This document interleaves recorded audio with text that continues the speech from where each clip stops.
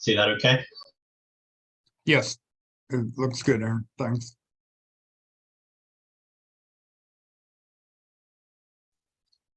Miranda, will you need to share your screen at all this evening? Yeah, I do have a short presentation just for some visual interest. So I do, it looks like I have screen sharing capabilities right now, so I should be good to go if that's okay. Sure. Aaron, whenever I turn it over to Miranda, she'll go ahead and take over. Yep, that's fine. All panelists have ability to screen share, so you should be good to go. I'll just pull this. Sounds good. Thank you. Okay.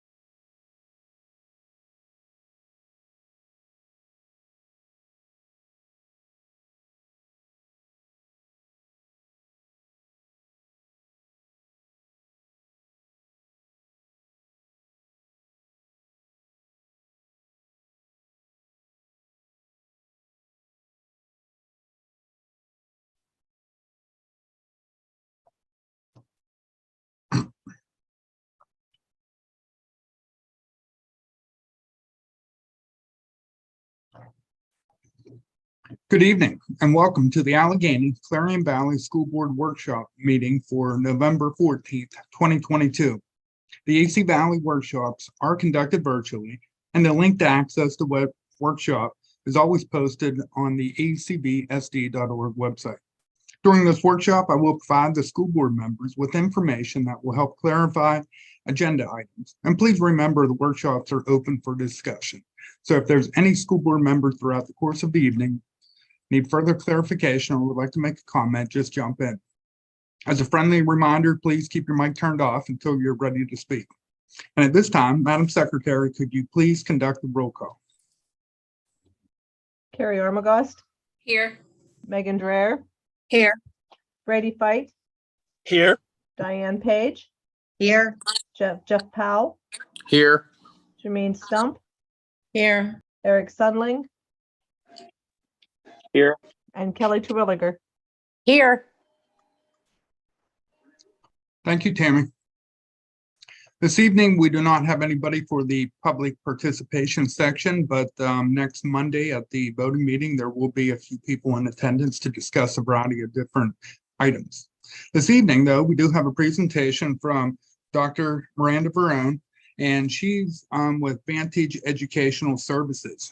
And the administration at AC Valley met with Miranda on a couple different occasions, and she has a program that we could utilize some of our ESSER money for to help meet the needs of our students here at AC Valley. Miranda is a local gal. She had graduated from Keystone School District, so she was right next door. She understands the dynamics of these school districts and our students and some of the struggles that we're going through currently. She has a variety of different programs that she's going to share with the school board this evening, but she's really going to focus in on positive mental health. It's an approach to support the mental health needs of the youth. And this is a evidence-based program that we feel we can incorporate it into the current curriculum. It's identifying, planning, and implementing mental health programs for students, and it supports ongoing success. So this time, Miranda, I'll go ahead and turn it over to you. Sounds great. Thank you so much, Dr. McDevitt. I'm going to go ahead and share my screen and give you guys a little glimpse here of what we are working on.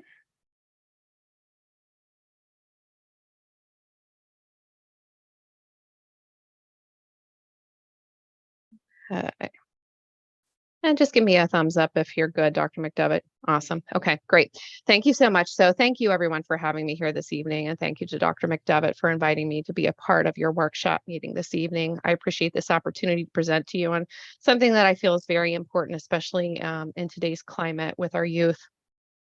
So very quickly, just a little bit about me. I know David shared some information. I am locally grown, as I say. I graduated from Keystone High School a couple decades back.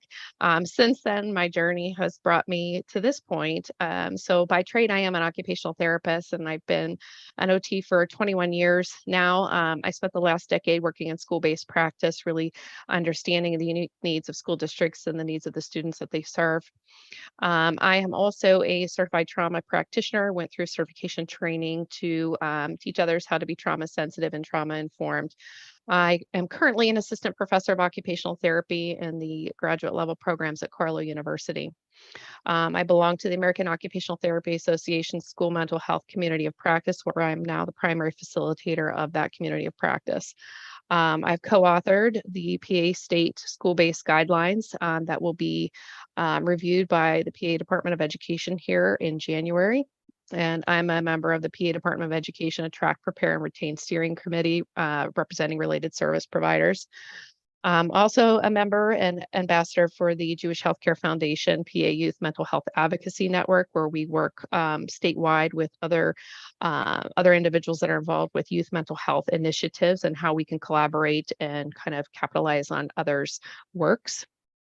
I've recently authored a book chapter and have some research published on some youth mental health initiatives. And I'm also an ambassador for the Global Positive Health Initiative, which really kind of enhances this work with positive mental health that we're going to be talking about. And since then, I have created my own consulting business where I am consulting with schools primarily and some community organizations on positive mental health initiatives and how to implement that for the youth that are being served. I'm also pursuing a PhD in developmental psychology. So that is me in a nutshell. So quickly, I want to review with you what we're going to talk about, what positive mental health means in relationship to a total or a comprehensive school mental health plan, what piece of this we're going to be talking about this evening, and how it can support any other mental health connections or supports that may be available within the school district. And then also I want to touch on what positive mental health initiatives would work well within the climate and culture of the school district. So briefly, just to give you a comparison, kind of a side-by-side, school mental health is a term that is used to refer to the comprehensive set of services that address the mental health needs of students. This encompasses both your proactive and your reactive approaches, and we're going to look at that using our tiered approach, or MTSS model. And then positive mental health is a group of program initiatives that look at the preventative or proactive approach to supporting kids, either kids that may have existing mental health diagnoses diagnosis and providing support to them so they can maintain a level of well-being, or for kids without diagnosis or any confirmed issues, signs, or symptoms, keeping them mentally healthy. And that's really what we want to focus on, is supporting those kids and keeping them mentally healthy. So again, positive mental health, this is a preventative and proactive approach. We are going to reach kids before they develop these signs and symptoms, or we're going to be supporting kids that have already developed some mental health diagnoses and conditions. The proactive piece of it is what we call embeddable. And what that means is we can actually kind of incorporate that into existing school supports and programs and classrooms as they are, without disrupting any classroom time or anything that's currently going on in instruction. We do that with age appropriate and ability appropriate programs. So, I wouldn't take any kind of a program that's meant for middle schoolers and try to implement that at the grade school level. We have to look at what their developmental needs are along that lifespan. And we also want to aim at reducing any stigma that's associated with mental health signs and symptoms, because that can be a big preventative measure to mental health as well, right? We want people to be able to understand the warning signs, and we also want kids to feel comfortable actively seeking help if they are experiencing signs and symptoms without that concern of what other people are going to think that could be negative. Okay, so let's chat a little bit about how this concept is supported, what policy is out there that supports this. So positive mental health and these proactive approaches are supported by the Every Student Succeeds Act. And the Every Student Succeeds Act of 2015, if you remember, it replaced the No Child Left Behind Act. So what ESSA really identifies is that we have individuals in our education systems that are there to support both academics and health, and mental health is included in that. Also, this supports the CDC model of the whole school, whole community, whole child approach, which looks at a collaborative approach of meeting the academic and health needs of our children. There's funding available through state and national grant programs, and I know that Dr. McDevitt already referenced ESSER funds, and that's exactly an intention of a portion of those ESSER funds were identified to meet the mental health needs of students in the wake of COVID as well. These are all positive mental health approaches can also be implemented without placing additional loads on teachers. And that's one thing I really want to share with you this evening that I'm very excited about.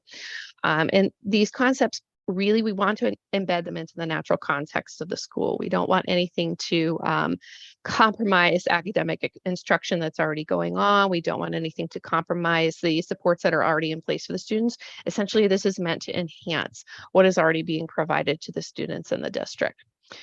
So earlier I referenced this MTSS model. This is called the multi-tiered system of supports. And you'll see this is a pyramid of 3 different tiers of services. So we have tier 1, which we consider universal support. So those are school-wide or district-wide supports that are in place. And these could be a variety of different programs that are available to support something such as bully prevention. That's a common universal approach. So that would be on tier 1, something that we want to implement throughout the entire school. Tier 2 are what we call targeted approaches. And that's when we come maybe into the classroom and get on kind of a smaller level, or we use small group settings such as maybe, 5 to 10 kids. That's where tier 2 supports come in place. So you can get a little bit more targeted with the skills that you're teaching or an area of development that you're going to be looking at with kids. And then tier 3 are those reactive, restorative approaches such as school psychologists, mental health counselors, guidance counselor services, positive behavioral intervention supports. Those are the things that are going to occur when we know or have identified a child that has needs, whether they're mental health needs or behavioral needs. Those are the services that we're responding with to those needs. So positive mental health is going to lie on the bottom half of this pyramid. Those proactive and preventative approaches are best delivered through tier 1 and the bottom half of those tier 2 of services. Once we hit the upper echelon of tier 2 and tier 3 at the top of that pyramid, that's when we're becoming reactive and restorative. We have a problem with a child. There are issues, significant issues that need more intensive interventions. Okay, so when we talk about positive mental health opportunities and we look at that bottom tier, tier one, and the half of tier two, these are the kind of supports that we want to put in place for our kids. We want to talk about mental health literacy and crisis prevention.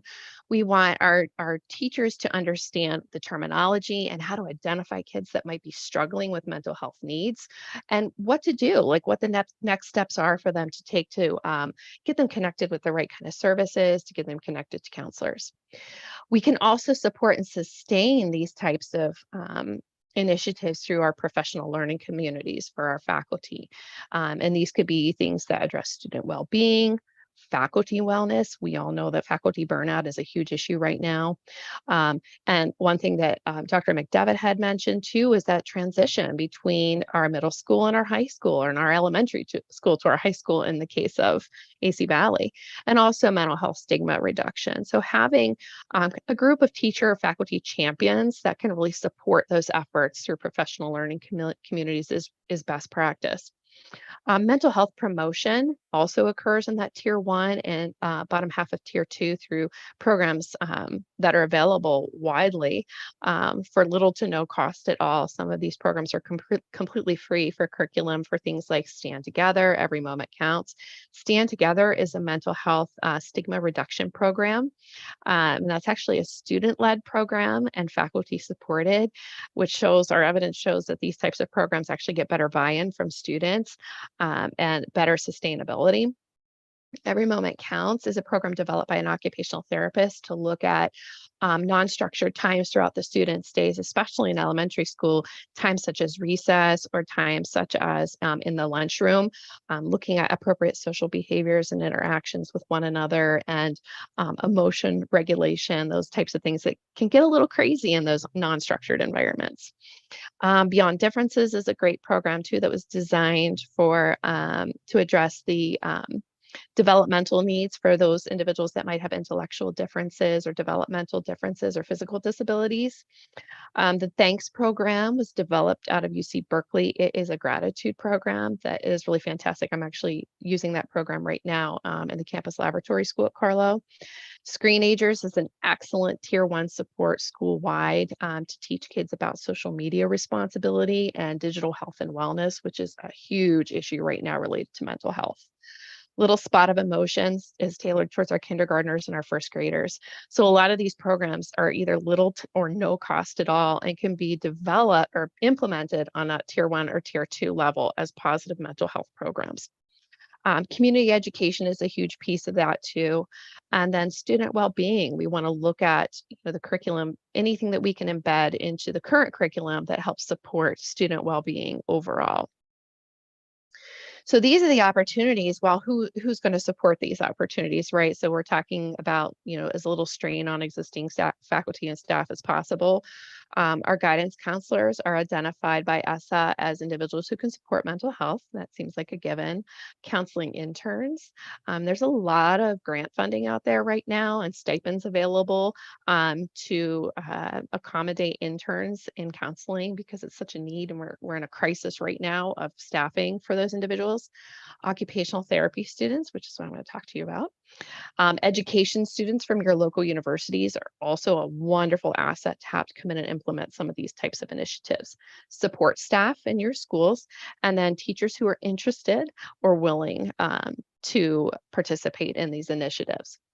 So what I want to talk to you a little bit about here is this third bullet, OT students. I have a wonderful relationship with the occupational therapy program at Slippery Rock University, just down the road from you folks. And they have a group of students that we complete what's called level 1 field work. And this would be an opportunity for the students from the university to come in and actually deliver this program. And this would be an educational opportunity for those students. And it would be an opportunity for the students of the school district to receive an invaluable service. So it's kind of a win-win situation. Programs that they can implement are these preventative programs, these positive mental health programs, such as Little Spot of Emotion, Every Moment Counts, Beyond beyond differences, really anything that the administration and faculty would identify as being valuable to the district and fitting in with the district culture and climate, which is so very important when you're looking at this programming. You want to make sure that you're identifying the unique needs of the district and finding programming that fits and aligns with that.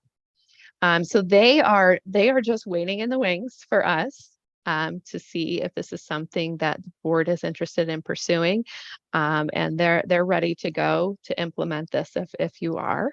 So at this point, I want to answer any questions that you might have about this. This is, it's kind of a different model, it's a different approach, but I'm really excited about it, and I want to know what I can answer for you question-wise. Miranda, I'll get us started and just bring up the question as far as during the day and trying to find the time. Would you be working closely with the counselors to identify students within their schedule, and would it be a study hall pullout? Would it be in combination of maybe a health class, or how's that piece? Yeah, so there's a couple of different approaches, and that's a great question. There's a couple of approaches that we can take. Most of our public school districts have what we would consider flex time as well, or what I need time, when time. There's a lot of different terminology that's used for it. Those are great periods of time throughout the day to implement these types of programs. Generally in elementary school, I find classroom-based is the best way to go. So if we have someone actually going into the classroom to implement a 10 to 15 minute lesson, either, during that when time, could be during health class time or physical education time, depending upon what the flexibility is of the content that's going on, the teacher that's involved with that as well. Then again, some of these programs, like your comfortable cafeteria and your refreshing recess programs, are happening during those unstructured times that are already existing in the school calendar, in the school day, right? So there may be just a 10 to 15 minute piece of that we go in and teach a skill during flex time or during a classroom time as part of even like ELA. Sometimes we can align it with those things, especially if there's a writing component or a reflection or a journaling component to it. And then we would go into the cafeteria and actually implement the program so that they have a chance to practice those skills that are taught during that instructional piece. Generally, if you look at how this kind of like the parameters of this, it would be one time a week, might work with one grade level to deliver this program throughout the course of 6 weeks. We could work with multiple grade levels at a time, just depending upon what you want to tackle. And Dr. McDevitt and I even talked about kind of like easing into providing these types of services, trialing it with a group first, trialing it with one grade level, see how it goes, see what the response is of the students and the teachers, to kind of move forward and see where we go from there. And I think that's a fabulous idea, just to kind of test the waters to see how the district's response is to it, all in all. I've implemented these programs multiple times in various types of districts. I'm in a private school right now. I've done this in public school districts, fairly small. I know AC Valley is fairly small too. When I say small, suburban Pittsburgh area, we're talking about 125 kids per grade level. So I know ACV would be a little bit smaller than that. But very, very doable, and having a higher ed student group coming in to do that makes it even more flexible because you have somebody providing that instruction to your students for you. It's a nice piece for teachers as well, because it gives them a little bit of downtime to work with while they have students kind of running a program for them. But we also want, buy-in from our teachers. We want those skills to be carried over into the classroom. We want teachers to use that language. So it is helpful if they're in the room and participating just, kind of indirectly if possible. This is Brady. I do have a question. From the time that the board would vote to approve this program to the time it is implemented, what's that looking like? So my Slippery Rock friends are ready to start in January. So they have a field work course that's coming up that is mental health directed, and they start in January. I don't have their calendar on me, but I would imagine it's probably going to be about the second week of January, and they're scheduled for this fieldwork session to happen on Fridays. So this would look like Fridays, students coming in to provide this programming. Fantastic. Thank you. Yeah, absolutely. And So just my to look- question, Oh, can you yeah, hear go me? ahead. I My can. question would be, have you implemented pre-service teachers before in something like this? And if you have, what are the parents and the teachers' reactions as far as specifically parents having pre-service teachers who aren't part of our district working with students on mental health issues? Yeah, sure. And that makes total sense. It's a great question. So these individuals, these students that would be coming in from Slippery Rock, it's really compare it to student teaching in a way or student observations for any education student coming in. It's very similar in how it's structured and providing these types of services to students because it is not considered a restorative service. It's not considered an intensive service. It is not like a true mental health service. This is a preventative program that addresses skill development. So it aligns kind of with your academic standards as well as we're looking at ways to keep our children physically healthy and mentally healthy. So that is all part of typical school curriculum. So can we see a copy of the curriculum to see what kind of strategies they're promoting, Yeah. what kind of topics they're going to address? So we have an idea of what's being Absolutely. presented. Yeah. Hang on one second here. I can even show you. Or even if it's something you could send to us on paper so Yeah. we could Yeah, have you some time to can look send it at over it. to me, Miranda. Okay, sounds good. And I had sent things a bit of things a couple months back or a month or so back, but there's a few different programs that I would suggest for the district specifically. So what I'm going to do is send along those programs that I think would fit with the culture of the school, just to give you an idea of what they look like. That Comfortable Cafeteria program is excellent, and I think that would be a really good one, especially for the elementary school students. So I'll send that along for sure so you guys can take a look at it. Thank you. Absolutely. Any other questions for Miranda? All right, thanks for your time tonight, Miranda. I'll reach out to you throughout the week. That sounds great. Thank you, everyone, for having me. I certainly appreciate it. Have a great evening, everyone. Great, thank you. Thanks, Miranda.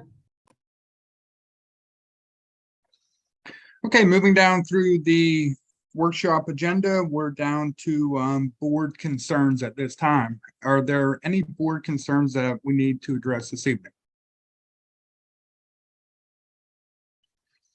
Hearing none, we'll move into the consent agenda, but before we do so, just remember that during the voting meeting next Monday, we do have 2 applicants right now to fill the vacated Richland Township, Venango County board seat. We will conduct the interviews. Kelly has a list of questions she's pulling together. Tammy has the applicant's resume, cover letter, information associated with each person ready for you, and we'll be at your seat as well. So just keep that in mind. We will conduct interviews, we'll vote, and we'll have a new board member next Monday to join us. Now, moving into the consent agenda, letter A, Aaron, if you could take us to page 5, we do have a handful of field trips and conference requests that I'll work on. First, we'll begin with Michelle Austin.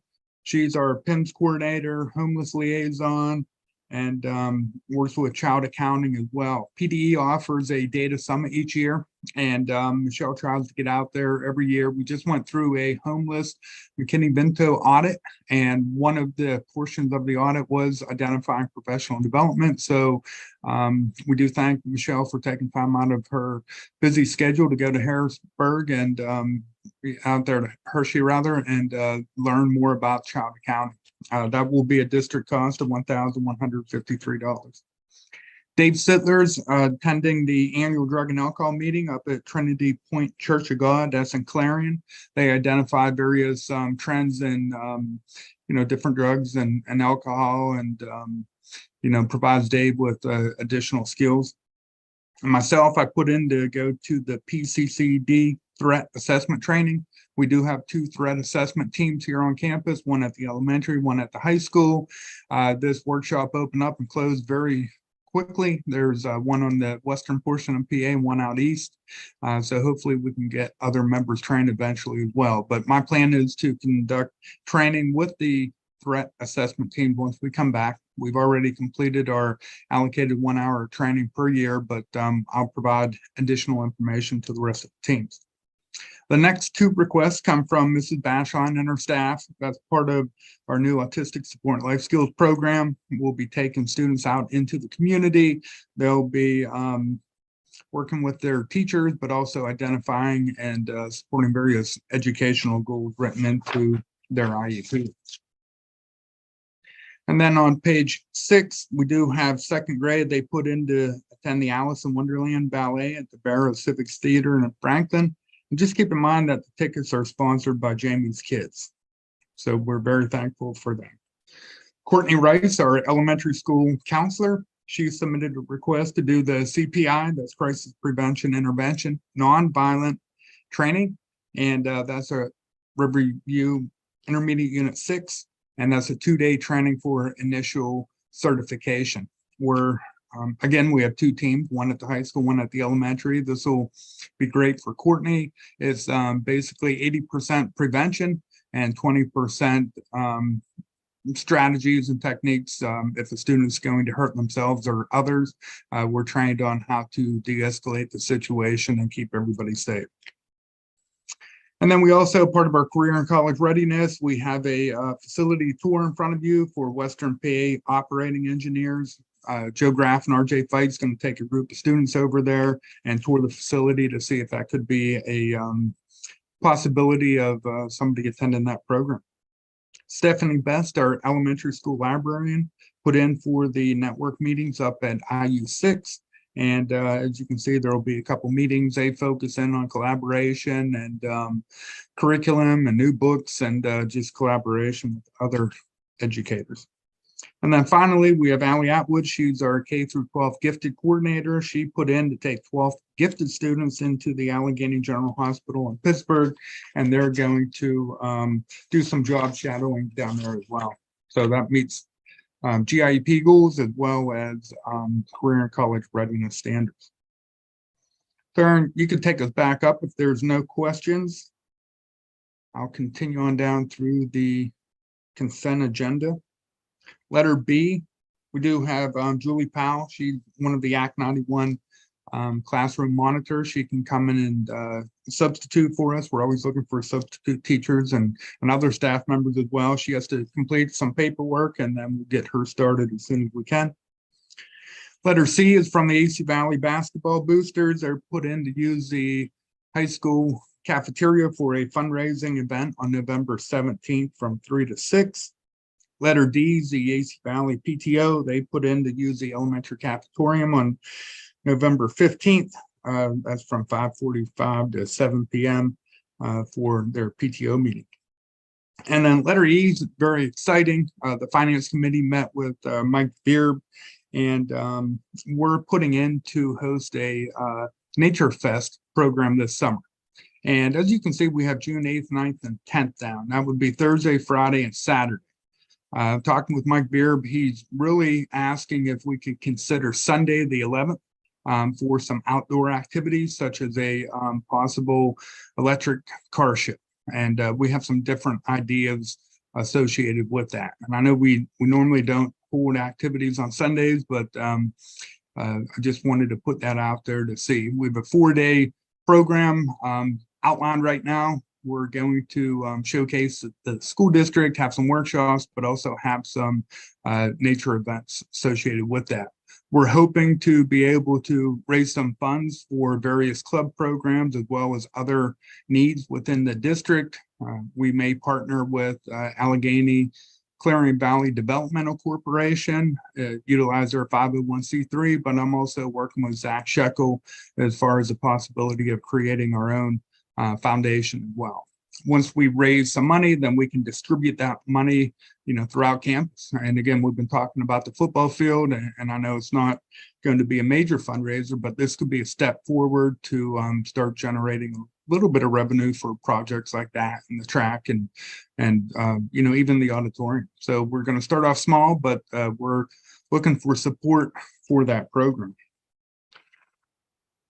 And then letter F. We was approached by Central Electric. I've been working with Renee Trenton from Central Electric, they came over, met with Mark and I, and they'd like to utilize the junior senior high school for their annual business meeting. As you can see, that's scheduled for August 10th. They'll be utilizing the gymnasium, cafeteria, and hallways, as well as the parking lots. And I think that could be a positive relationship. And we have a couple staff members that they'll pay, and they're going to donate some money to the school district too.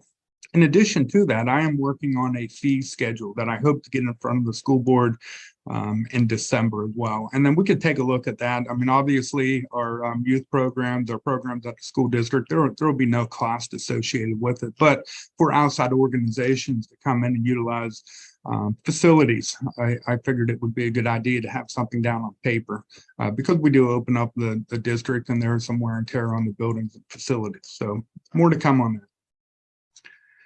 Before we move into finance and purchase, are there any questions about the consent agenda? Moving on, Andrea, she put down a little bit of information in there that reports for November are not ready right now because we're working with the auditors on the end of year for this past school year. The general fund paycheck register, including the athletics, will be in front of you in December. We're hoping to have that done by Thanksgiving. Letter A through G will discuss and pay the bills next Monday. But letter H, I'd like to highlight and thank the Servicemen Club of Knox. They provided their annual donation of $2,000. As you can see, we've historically taken that $2,000 and broken it up for all of our different programs here within the district. So those booster groups will be happy to get a couple extra dollars. They could sure use it. Moving down through to letter I just wanted to provide a little bit of information about Act 57 of 2020. It requires all taxing school districts in the Commonwealth of Pennsylvania to pass a resolution directing their tax collectors to waive additional charges on real estate taxes if or when a taxpayer qualifies. And a qualifying event is as follows. It's the purpose of real estate property and the date of the ownership for the purpose of manufacturing or supporting mobile homes, the date of the transfer of the ownership or the date of the lease agreement, and the original location and relocation of that mobile home. So there's a backup in the paperwork, and theoretically, the tax collectors are not to charge additional late fees for our residents within the district if they're within one of these qualifying events. So we'll pass this resolution as per school code, and then Andrea and Ryan will work with the tax collectors to ensure that we're not charging late fees for transactions that are currently going on. Now, letter J was sent down from Mark Milford, and once we approve this surplus equipment, according to policy 706, is considered out of date, obsolete, or unusable. We just have a few items that we'll be selling. So if you know anybody who's looking for a two-door pass-through refrigerator, a warmer cabinet, computer cart, milk cooler, kitchen dishes, plates, cups, and glassware, a pottery wheel, 14 sewing tables and sewing machines, 20 wooden stools, a table saw, a 10-inch table saw, an upright piano, 2 softball pitching machines, a dish cart, and a coffee maker, please have them contact Mark Milford. That's part of the list that we'll be deeming unusable here at the district. Are there any questions about finance and purchase before we move into personnel? David, will we have a chance for people who want to look at those items to come in and see them? Yes, absolutely, Kelly. Okay, thank you. Sure thing. We'll advertise it and put a bid sheet out, and then anybody who wants to come in, they'll just get a hold of Mark and we'll have that available for them. Under personnel, we have a number of items, and I'll start with letter A. That's the resignation from Carla Funfer from the junior high volleyball coaching position. Letter B will be advertising and hopefully filling that vacancy. Letter C is a letter from Ray Fox, who's, he helped out with the football program, and he got contacted by our basketball/football coaches, and they need a little bit of help with the varsity boys basketball program. So Ray graciously accepted, and that's the reason why we have him down today. Letter D is a annual request from Bud Amsler. He to be a volunteer for the baseball program. He's helped out for a good number of years. His kids came through the program and they're very active. Letter E is very exciting. We do have a letter from Brock Weigel. Brock was a AC Valley graduate, played baseball for us for a good number of years, understands, knows the game, has collegiate baseball experience, and we'd love to have him as part of the varsity baseball program. He'd not only help out students with the skills, but also how to conduct themselves as a young man. Letter F is a request from Emily Shoemaker, again, AC Valley graduate. She has a couple kids in the district. She works with the pre-K counts program right now, and she wants to be a volunteer for the P2O as well. She's on campus just about every day. And then letter G and H are just unpaid leave requests for employees within the district.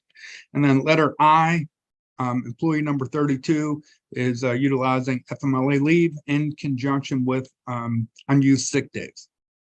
And then we have letter J, employee 58, taking a health sabbatical leave for 1 semester. And then we also have letter K down to advertise for special education substitute teacher.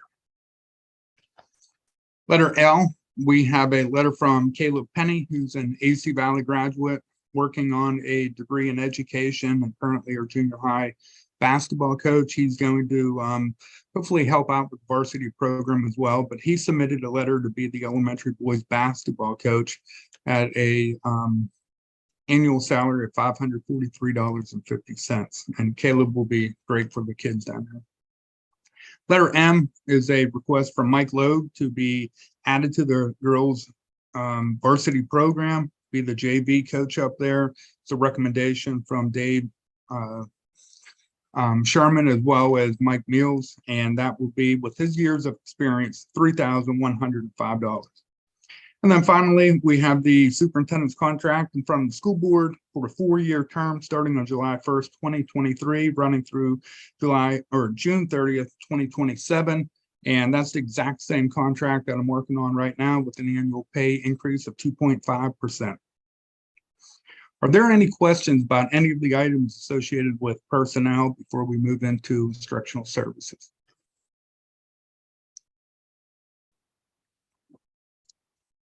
Hearing none, we have a number of items here in front of you this evening under instructional services. First off, we met with the baseball head coach and the athletic committee, and we talked about junior high baseball as well as junior high girls softball. Our other programs have a junior high feeder program, but baseball does not.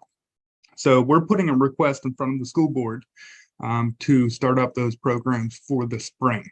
The one thing that the coaches as well as the administration did not do is budget for a program like this. We have been working with Union School District, as I'll touch on here shortly, about overall cost. It's going to be roughly about $8,500 per year to run each of those programs. Now, with that being said, Scott Kendall from Union says that we may not have enough girls in the area to run a girls softball program at this time, but if we approve it, it'll be on the books and we can start up that program if we have other programs to compete against.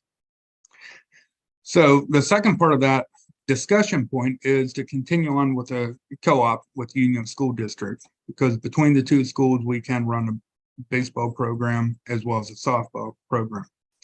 So Dr. Jordan had worked with Dr. Kimmel and myself on a couple different co-op agreements. And for this baseball and softball program, they're virtually the same co-ops that we've been working on for a good number of years.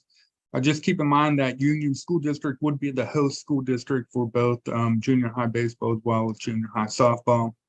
The co-op agreements in front of you are 2-year agreements for 22-23 school year as well as 23-24 school year.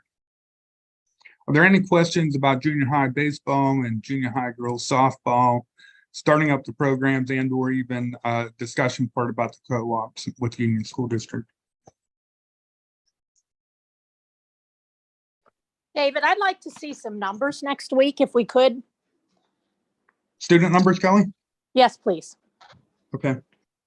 that are interested. Thank you. Sure thing. Can we have that for both band and the junior high programs? So I know there's some concern with band going to Union that we'd lose some kids. Yes, Megan, I will. That's a good point. Thank there. you.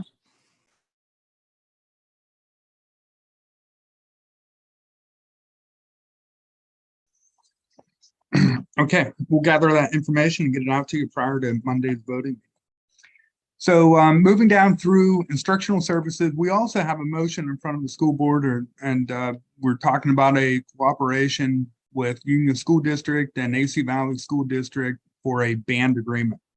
So Dr. Kimmel and myself had created a document with the support of Lisa Hummel as well. The cooperative agreement for a combined marching band between Union School District and Allegheny Clarion Valley School District includes a framework for collaboration. Both districts also recognize that merged football program will now have a supporting cooperative marching band.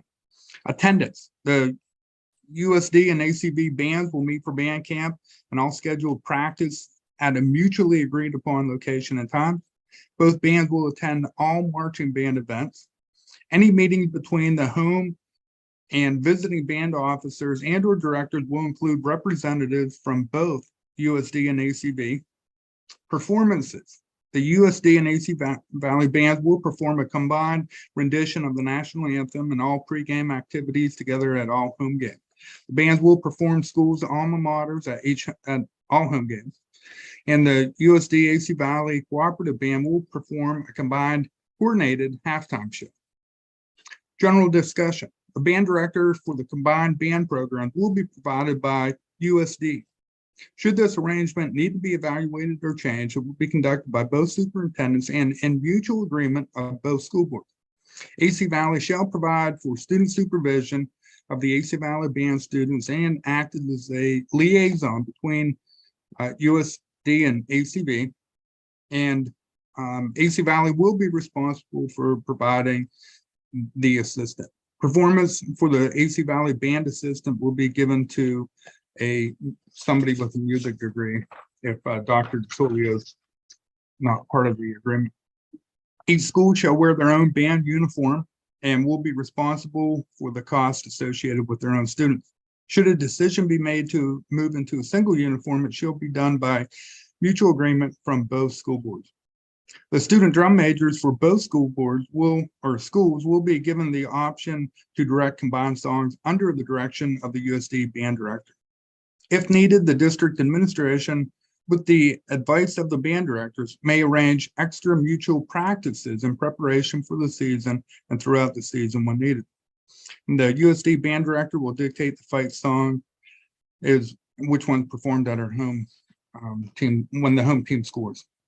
And then any kind of resolution and issues will first start with the band directors, go to the principals, go to the superintendents, and then eventually go to the school board if needed. So I just summarized and read over the highlights of that agreement just to make sure that everybody's aware of it. And again, that would be the AC Valley band joining Union band, with them being the host school district.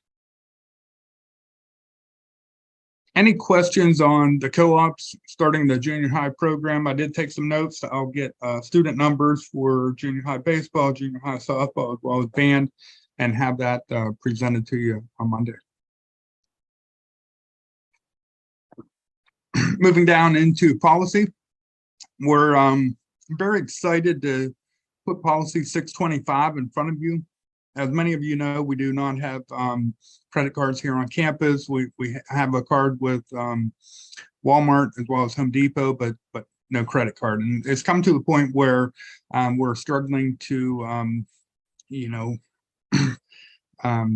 make purchases, send people on trips, secure hotel rooms without a credit card. So we worked with PSBA.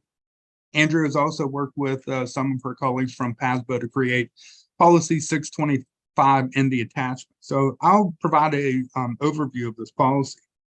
The board will approve the use of procurement cards for permissible uses by designated employees to improve the efficiency and the purchasing of activities, reduce processing expenses, and improve controls for small dollar purchases and streamline vendor payments.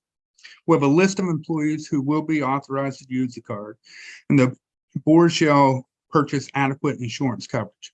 So I contacted Bill's Insurance, and we do have proper insurance right now to cover these costs. Now, for delegation of responsibilities, a list of authorized users for the procurement cards will be maintained in the district business office. All use of the procurement cards shall be supervised and monitored on a regular basis by the business manager. Proper accounting procedures for the use of the procurement card shall be developed, distributed, and implemented by the business manager. An employee authorized to use the procurement card shall maintain adequate security at all times. Procurement cards shall not be used for any kind of personal purchases at all, and no purchase shall exceed $2,500.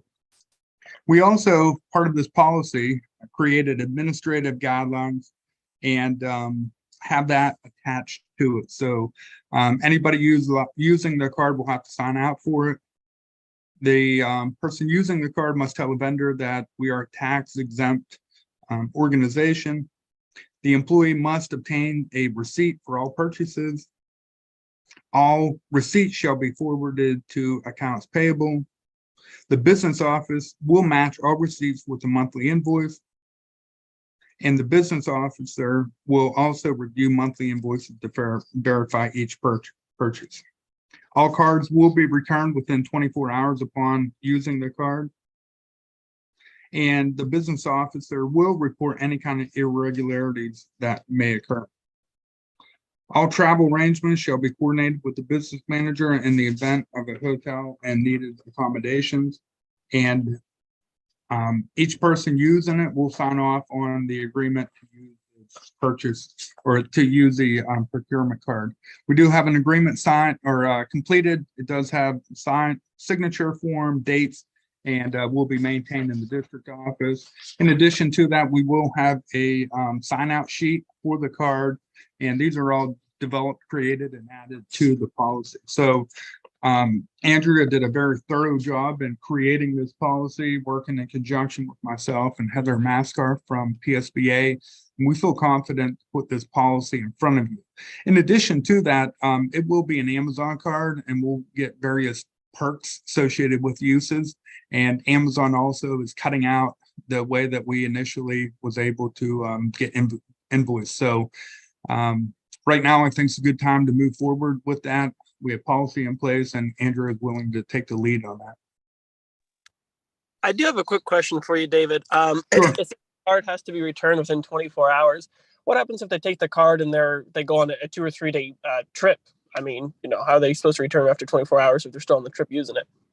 Yeah, the way I understand that, and I think the way we developed it, Brady, is once they return, it's time to return the card. I mean, we understand like cheer, yeah, they'll go out in a Hershey for, a few days and maybe with different playoff games, they may not be coming back or like Michelle Austin, for example, she's gone for 3 or 4 days. But once they come back, we just don't want them to keep the card in their back pocket for the next week or so. Nothing good comes from that. Right. No, I just wanted to double check on that one. I was a little confused about that part in there. Thank you. Yep, sure. I appreciate it. We don't have anything under facilities at this point. And then under transportation, we have a handful of items and a couple changes. Letter A, as discussed in October, we do have an extracurricular van contract between the district and Pam Myers to use her big van. And that contract is very similar to the ones that we have with the buses. It's $1.61 per mile and $9.31 for a layover of 2 hours or more. And everything else is virtually the same. In addition to that, letter B, we have Pam Myers. She'll be adding Shannon Hilliard as a substitute driver. We want to approve that after she has appropriate documentation on file an interview with Lori. And then we also have a bit of a change. Megan Wolf going to be removed from Pam Myers Transportation and added to Randy McClendon. And then next week, you'll see one more additional motion in there because we now have a contract. We'll be approving this contract to add an additional vehicle to Randy McClendon. So it's just a little bit of a change right there. Both contractors are in agreement of having this change, and we'll just approve it to finalize it. David, Yes, this is Lori. I just wanted to comment. Megan was a regular van driver, not a substitute van driver, and is continuing to be a regular van driver. oh, okay. Tammy, we'll clarify that for the voting meeting. Will do. We'll delete that. Thanks, Lori. And then under miscellaneous, we'll have our reports, but we just wanted to, I talked to Kelly and I just wanted to remind everybody that in December, we'll have our reorganizational meeting, and there's going to be a variety of different openings, whether it be a committee opening or the career center and intermediate unit. And we do understand that's an additional night out and additional responsibilities, but there's a lot of importance with having AC Valley School Board members attending the career center as well as the intermediate unit. You know, just keep in mind that 7 school districts in Clarion County, we run the career center. So to have a voice at that table is going to be really important. And just keep that in mind. We have 2 people who go up there and then always a backup. And, you know, it looks like I'm going to be the superintendent of record as well on July 1st. So we'll continue to support the career center. And then, you know, we have the intermediate unit and then the various different committees. So just be thinking about what committee or program you may be interested in as well once we get into the reorganizational meeting. Okay, at this time, if there are any questions, please ask them now. And if we don't hear anything else, then we'll go ahead and conclude the meeting. And just keep in mind, 6 o'clock next Monday in the elementary cafetorium, we'll have the November 21st voting meeting in November. David, you missed the information there on the changing of the colors of the graduation gowns. Oh, I'm sorry, Tammy. I got moving down through there. Thank you for that. Okay, one more item that we do have on the agenda too, and thanks, Tammy, for pointing that out, is in the past, we've had white and blue gowns for the students. And we're making a recommendation this year to go to all blue for the students. And we're hoping to get staff at the graduation, and we'll put the staff in white, put the students in blue. This is very similar to our Turkey Day bowl that we have up there at the high school. Staff wear white, seniors wear blue. And then also this will not be forcing students into a particular color one way or the other. We figured it would be a really good time to make that change right now. We do change out the caps and gowns from time to time. And, you know, it's that year that we're putting an order in. So I'm just asking, I talked to Dr. Jordan as well as Mrs. Logue, and from the administration, we're asking to make a change. And that'll be it. Thanks, Tammy, again for reminding me of that when I got moving through the co-ops and skipped right over that. Yeah, and I want to just add to that David and I talked, and they could make that decision, but I thought it would be a good idea for the board to weigh in on that, just in case there's backlash from the community. They'll know that we were involved in the discussion, and we can put our 2 cents into that. Thanks, Kelly. Okay, everybody, have a great night, and give me a call or shoot me an email if you need any more clarification, and we'll see you all next Monday. Thank you. Good night. Have a Thanks. good night, everyone.